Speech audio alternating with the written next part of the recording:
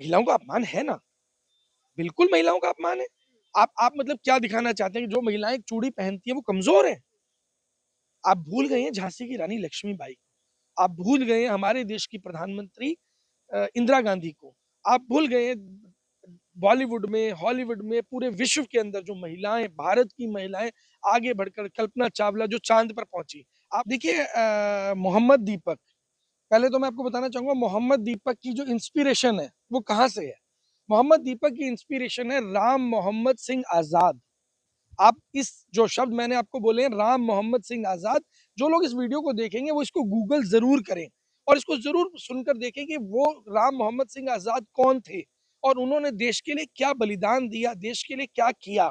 और ऐसे ही अगर आज मोहम्मद दीपक जो हैं, अगर वो आज सामने आ रहे हैं, तो यकीन मानिए कि ये उन क्रांतिकारियों की जिन्होंने देश की आज़ादी में एक बहुत बड़ा योगदान दिया था ना, कहीं न कहीं उनका पुनर्जन्म या कहें कि उनकी इंस्पिरेशन मोहम्मद दीपक के अंदर निकल के सामने आ रही है और मुझे लग रहा है कि अब जो है, भारत को एक नई राह ज़रूर मिलेगी, जो मोहम्मद दीपक के रूप में ये एक इंस्पिरेशन देश के युवाओं के सामने आ रही है। देखिए सर लगातार जो है उनको चेक भी मिल रहे हैं, वो कह रहे हैं कि उनका बेटी स्कूल नहीं जा पा रही, उनकी वाइफ बाहर नहीं निकल पा रहे हैं, ऐसा माहौल पैदा कर दिया है। हाँ, तो और क्या करेंगे ये लोग?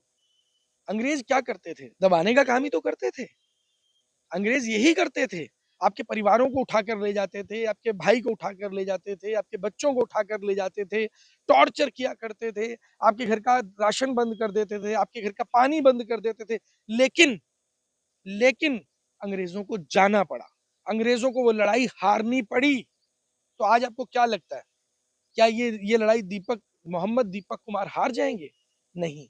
यकीनन देश का युवा आज आगे बढ़ रहा है और आज उन्हीं क्रांतिकारियों के नक्शे कदम पर चलने की तैयारी कर रहा है कि जिस तरीके से देश को आज़ाद करवाया गया था।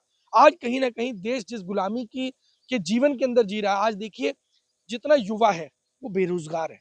अगर किसी को नौकरी मिलती है तो इतनी नहीं मिल पा रही कि वो अपने घर का खर्चा पूरा चला पाए। अगर कोई बीमार हो जा रहा है, तो उसके घर के गहने बिक जाते हैं, प्रॉपर्टी बिक जाती है इलाज करवाने के लिए। स्कूल में एडमिशन कराने आप चले जाओ, तो जितनी आपकी सेविंग होती है पूरी की पूरी कंज़्यूम हो जाती है स्कूल का एडमिशन करवाने के लिए। तो ये सब चीज़ें क्या हैं? इन सब चीज़ों से देश का युवा भली-भाँति अवगत हो चुका है और आज वो लड़ाई लड़ रहा है। लेकिन जो बजरंग दल के जो भी लोग हैं, वो लोग तो खुलेआम धमकी दे रहे हैं, लेकिन पुलिस कह रहे हैं अज्ञात है, उनका फेस सामने आ रहा है, सब कुछ पता चल रहा है, ऐसे तो पुलिस वालों को तुरंत निकाल लेते पुलिस, अगर ये देखिए पत्थरबाजी हो तो। देखिए पुलिस ना शुरू से ही ना सत्ता की गुलामी करती रही है। पुलिस पुलिस का काम एक्चुअल में होता है न्याय की पालना करना। जो संविधान की शपथ ली जाती है या जो उनकी ड्यूटी की जो शपथ ली जाती है, उन सब चीज़ों को एग्ज़ीक्यूट करना, उन सब चीज़ों को मानना, उन आदेशों को मानना, जनता के लिए काम करना। लेकिन हो क्या रहा है?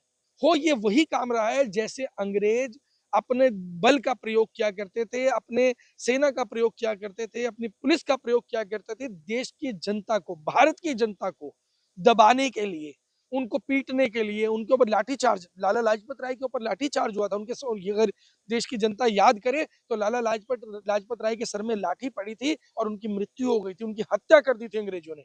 आज ये क्या कर रहे हैं? यही तो हो रहा है, यही हो रहा है। लेकिन लेकिन ये अब दबेगा नहीं। आज देश के युवा आ रहे हैं।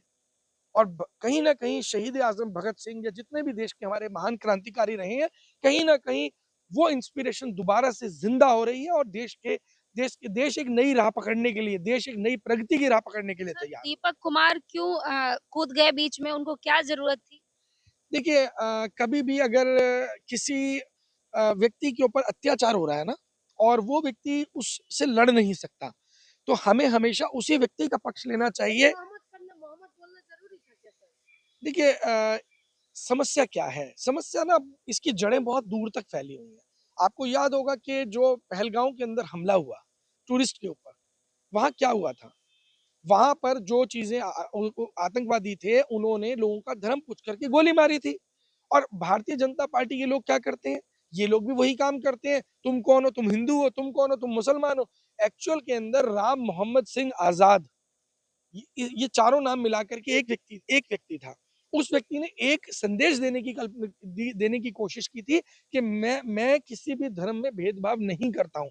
ना हिंदू में, ना मुसलमान में, ना सिख में, ना ईसाई में। और अगर आज मोहम्मद दीपक ने इन शब्दों का चयन किया है, तो मैं आपको ये बता देना चाहता हूँ, क्योंकि वो व्यक्ति हिंदू मुस्लिम में भेदभाव नहीं करता है।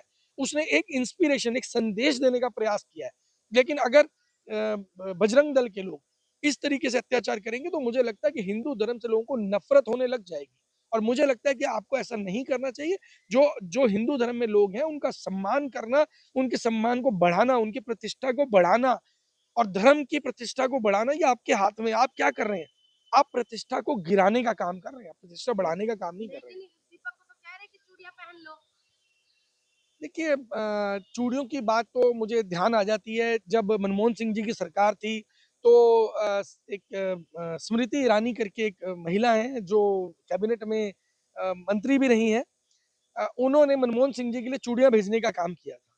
और वही काम जब आज डॉलर गिर रहा है, देश गर्त में जा रहा है, देश का बेड़ा गर्क हो रहा है, युवाओं के पास नौकरी नहीं है, टीचर्स प्रोटेस्ट पे बैठे हुए हैं, तो आज वो चूड़ियाँ वहाँ जहाँ भेजनी है, वहाँ तो नहीं भेज पा रही। और ये चूड़ियाँ ये गलत जगह भेजते हैं, हमेशा दरवाजा गलत ही खटकाया जाता है। इन्होंने जो गलती उस वक़्त की थी, प्रधानमंत्री मनमोहन सिंह जी को चूड़ियाँ, मैं कांग्रेस की बात नहीं कर रहा हूँ, ना मैं कांग्रेस की फ़ेवर की बात कर रहा हूँ। मनमोहन सिंह एक ऐसे व्यक्ति थे, जो आरबीआई के गवर्नर भी रहे हैं, और जिन्होंने देश को डूबते हुए जहाज को 2006 के अंदर, 2008 के अंदर, जब पूरे विश्व के अंदर मंदी थी, भारत को मंदी की चपेट में नहीं आने दिया। इन लोगों को क्या पता, ये तो अनपढ़ है। जैसे राजा तीसरी फेल, इनका राजा तीसरी फेल, और ये खुद पहली फेल। अच्छा, यानी कि आपका कहने का मतलब है कि ये जो दीपक को चूड़ियां पहनने के लिए दिए हैं, वो क्या सही बातें बोल रहे थे कि एक महिला का अपमान नहीं कर रहे हैं? महिलाओं का अपमान है ना, बिल्कुल महिलाओं का अपमान है। आप मतलब क्या दिखाना चाहते हैं कि जो महिलाएं एक चूड़ी पहनती हैं वो कमजोर है? आप भूल गए हैं झांसी की रानी लक्ष्मीबाई को, आप भूल गए हैं हमारे देश की प्रधानमंत्री इंदिरा गांधी को, आप भूल गए हैं बॉलीवुड में, हॉलीवुड में, पूरे विश्व के अंदर जो महिलाएं, भारत की महिलाएं आगे बढ़कर, कल्पना चावला जो चांद पर पहुंची, आप उन सबको कमजोर कहने की कोशिश कर रहे हैं, उन सब महिलाओं को गाली देने का काम कर रहे हैं, जब आप चूड़ियां लेकर के और दीपक कुमार की बात करते हैं। सर, अभी जो है झारखंड की मंत्री है, वो भी दीपक के लिए 2 लाख रुपए का वो करने के लिए, सहायता देने की बात कह रहे हैं, तो उसको किस नजर से देख रहे हैं आप? देखिए, मुझे लग रहा है कि मुझे भी अपनी तरफ से डोनेशन देना चाहिए। और अगर मैं डोनेशन दूंगा, तो शायद मैं कैमरे पर तो नहीं बोलूंगा, क्योंकि मैं भी उस व्यक्ति के साथ हूँ। और मुझे लगता है कि देश के हर व्यक्ति को, हर घर से कलेक्शन करनी चाहिए, और उस व्यक्ति की लड़ाई जो वो लड़नी लड़नी जिसने शुरू करी है, पहले क्रांतिकारी के रूप में जो व्यक्ति आज सामने आया है, जिसने लड़ाई लड़ने की शुरुआत की है, उस व्यक्ति को किसी भी तरीके से पीछे नहीं हटने देना है, उस व्यक्ति को गिरने नहीं देना है। उसका सहारा बनेंगे, उसकी सपोर्ट बनेंगे, उसके साथ मजबूती के साथ खड़े होंगे। और जब हम सब मिलकर के मजबूती के साथ खड़े होंगे, तो मेरा ऐसा विश्वास है कि हजारों क्रांतिकारी देश में इंतजार कर रहे हैं। आप आइए तो सही, उनके साथ तो खड़े होइए, और वो देखिए हर तरीके से वो अपना सर्वोच्च निछावर करने के लिए तैयार बैठे हैं, लेकिन हमें उनके साथ खड़े होना होगा। लास्ट सवाल है, आप दीपक के साथ है, बजरंग दल के साथ में? देखिए, मैं देश के साथ हूँ, मैं देश के साथ हूँ, मैं हर उस व्यक्ति के का साथ दूंगा, जो व्यक्ति देश के लिए, देश के हित में बात करेगा। मैं दीपक या बजरंग दल की बात नहीं करूंगा, क्योंकि अ, अ, बात ये है कि जिस मुद्दे को दीपक ने उठाया है, वो मुद्दा बिल्कुल सही है। उन्होंने हिंदू मुस्लिम एकता की बात की है, इसमें कोई दो राय नहीं है, वो बिल्कुल सही बात है।